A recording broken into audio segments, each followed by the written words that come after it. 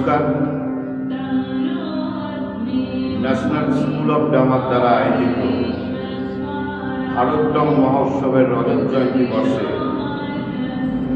বিশ্ব জনরং উৎসবে চাঁদদানি art and cultural সোসাইটির নিবেদন নাটক পঞ্চম বেদ। নাট্যরূপ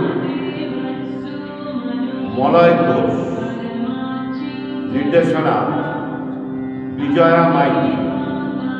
নাটক পঞ্চম বেদ।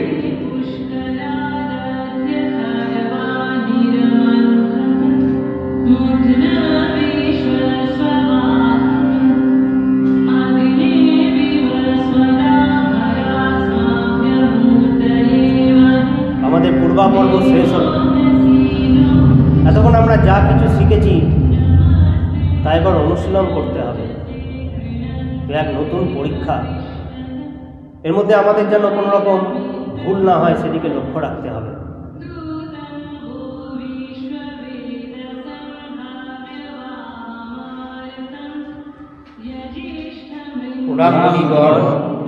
সর্বদা দয়ালু হও। তোমাদের এখানে আগমনের উদ্দেশ্য কি?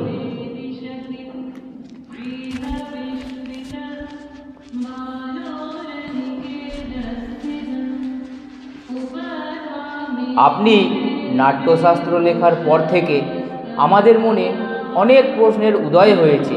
সেই সব প্রশ্নগুলির উত্তর পাওয়ার জন্যই আমরা আপনার কাছে এসেছি মুনিবর। বলো, তোমাদের মনে যা যা প্রশ্নের উদ্বেগ হয়েছে তোমরা এখানে উপস্থাপিত করো। গুরুদেব, কিভাবে এই নাট্যশাস্ত্রের উৎপত্তি আর এই নাট্যশাস্ত্রের উদ্দেশ্যই বা কী? ভালো, খুব ভালো প্রশ্ন করেছ।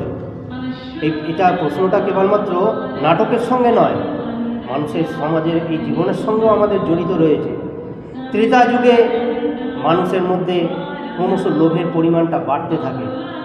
মানুষের মধ্যে পাপ আর সংহারের দিকে মানুষ ক্রমশ এগিয়ে যেতে থাকে।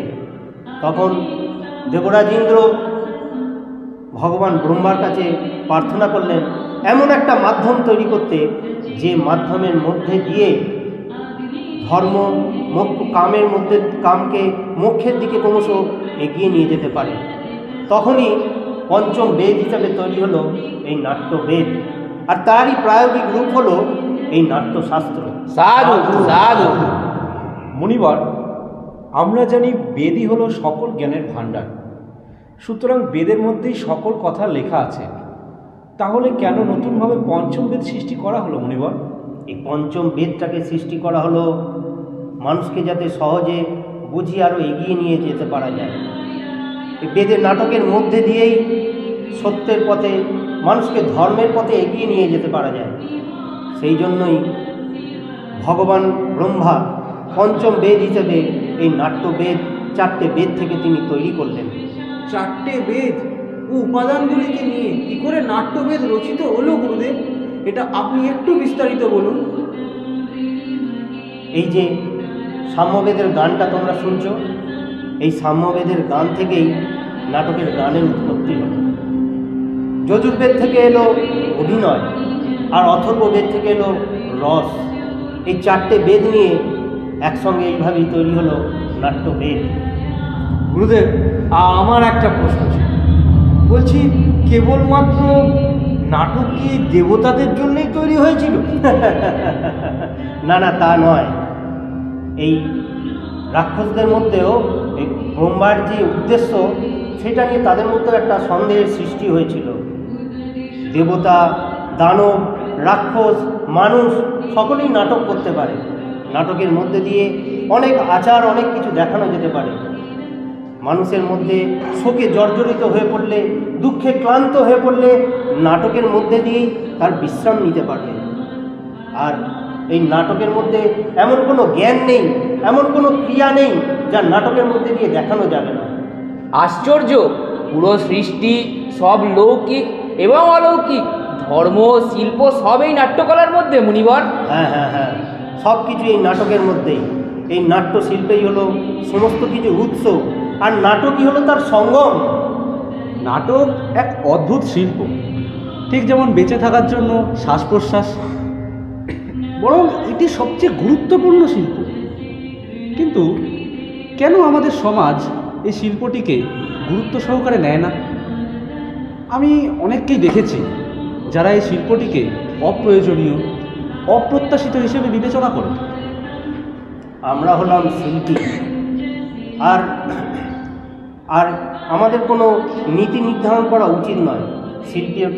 শিল্পীকে পরীক্ষা করা যেতে পারে, কিন্তু নীতি নির্ধারণকে তো পরীক্ষা করা যেতে পারবে না।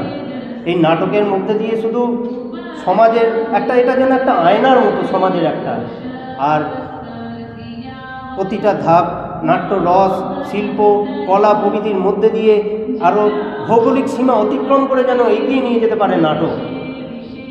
যথার্থ, এতে কোনো সন্দেহ নাই যে শিল্প ছাড়া যেই সমাজ তা একটা পশুর সমাজ। ঠিকই, আর তোমরা ঠিকই বুঝেছো। শিল্পীদের একটা সম্মান দরকার, আর সেই সম্মানের জন্যই এই নাট্যবেদ রচিত হলো। আমরা বুঝতে পারলাম মনিবর, পঞ্চম বেদ সমস্ত বেদের জ্ঞান দিয়েই তৈরি। তাপসবৃন্দ, তোমাদের জন্য আমার নাট্যকর্মীরা অপেক্ষা করছে। এসো, নাটকটাকে তোমরা উপভোগ করো।